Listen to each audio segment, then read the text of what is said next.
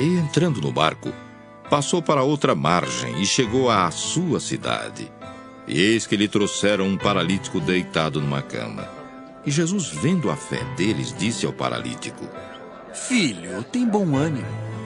Perdoados te são os teus pecados. E eis que alguns dos escribas diziam entre si: Ele blasfema. Mas Jesus, conhecendo os seus pensamentos, disse: Por que pensais mal em vosso coração? Pois o que é mais fácil? Dizer ao paralítico: perdoados te são os teus pecados, ou levanta-te e anda?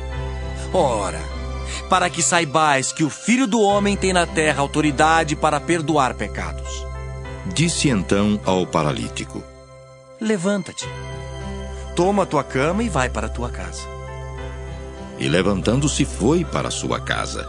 E a multidão, vendo isso, maravilhou-se e glorificou a Deus que dera tal poder aos homens. E Jesus, passando adiante dali, viu assentado na alfândega um homem chamado Mateus, e disse-lhe: Segue-me.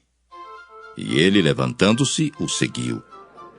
E aconteceu que, estando ele em casa, sentado à mesa, chegaram muitos publicanos e pecadores e sentaram-se juntamente com Jesus e seus discípulos. E os fariseus, vendo isso, disseram aos seus discípulos: Por que come o vosso mestre com os publicanos e pecadores? Jesus, porém, ouvindo, disse-lhes: Não necessitam de médico os sãos, mas sim os doentes. Ide, porém, e aprendei o que significa: misericórdia quero, e não sacrifício.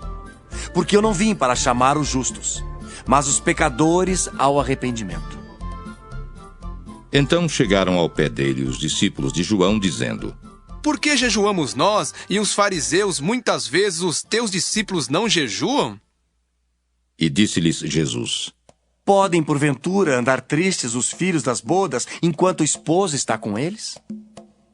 Dias, porém, virão em que lhes será tirado o esposo e então jejuarão. Ninguém deita remendo de pano novo em veste velha, porque semelhante remendo rompe a veste e faz-se maior a rotura. Nem se deita vinho novo em odres velhos. Aliás, rompem-se os odres e entorna-se o vinho, e os odres estragam-se. Mas deita-se vinho novo em odres novos, e assim ambos se conservam. Dizendo-lhes ele essas coisas, eis que chegou um chefe e o adorou, dizendo: Minha filha faleceu agora mesmo. Mas vem, impõe-lhe a tua mão, e ela viverá. E Jesus, levantando-se, seguiu-o, e os seus discípulos também.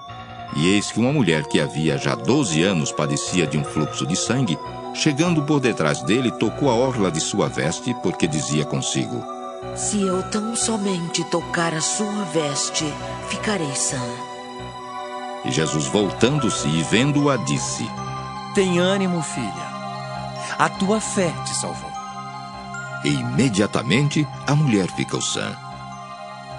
E Jesus, chegando à casa daquele chefe e vendo os instrumentistas e o povo em alvoroço, disse-lhes: Retirai-vos, que a menina não está morta, mas dorme.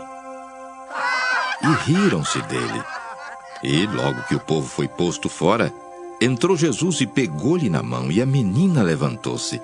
E espalhou-se aquela notícia por todo aquele país. E partindo Jesus dali, seguiram-no 2 cegos, clamando e dizendo: Tem compaixão de nós, filho de Davi! E quando chegou à casa, os cegos se aproximaram dele, e Jesus disse-lhes: Credes vós que eu possa fazer isto? Disseram-lhe eles: Sim, Senhor. Tocou então os olhos deles, dizendo: Seja-vos feito segundo a vossa fé. E os olhos se lhes abriram. E Jesus ameaçou-os, dizendo: Olhai que ninguém o saiba. Mas tendo eles saído, divulgaram a sua fama por toda aquela terra. E havendo-se eles retirado, trouxeram-lhe um homem mudo e endemoninhado. E expulso o demônio, falou o mudo, e a multidão se maravilhou, dizendo: Nunca tal se viu em Israel. Mas os fariseus diziam: Ele expulsa os demônios pelo príncipe dos demônios. E percorria Jesus todas as cidades e aldeias, ensinando nas sinagogas deles e pregando o evangelho do reino, e curando todas as enfermidades e moléstias entre o povo. E vendo a multidão, teve grande compaixão deles, porque andavam desgarrados e errantes como ovelhas que não têm pastor. Então disse aos seus discípulos: A seara é realmente grande, mas poucos são os ceifeiros. Rogai, pois, ao Senhor da seara que mande ceifeiros para a sua seara.